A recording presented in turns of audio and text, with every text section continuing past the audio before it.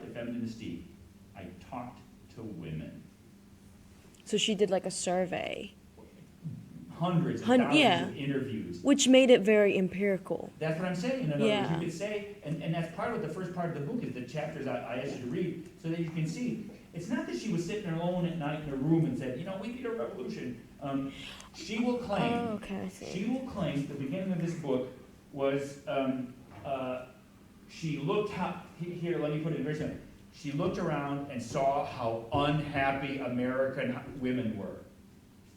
There, and you could say that's the beginning point of this book, not some philosophical assumption, not some abstract foray into a utopian thought. She looked at the women of her country and her society and her generation in the 50s and 60s and said, there is some profound disease here. And nobody else has seen it or has spoken it.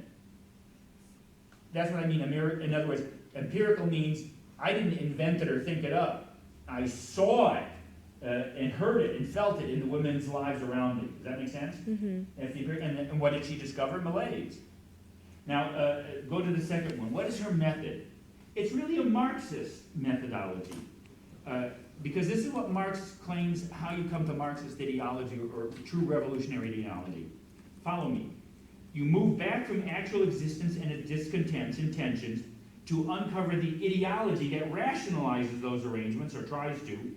The evidence that the ideology is false is that it cannot contain the tensions, the dissatisfactions of the oppressed.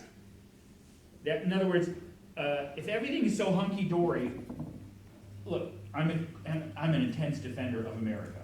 I love America, it's not just because it's my country. I'm a political scientist, I know something about politics and world history, and I can objectively compare America and its politics and its role in history to any other nation you want. I'm not the smartest person that ever lived, I'm just one of the best looking. Don't hate Agree. me because I'm beautiful. That was actually a Pantene commercial in the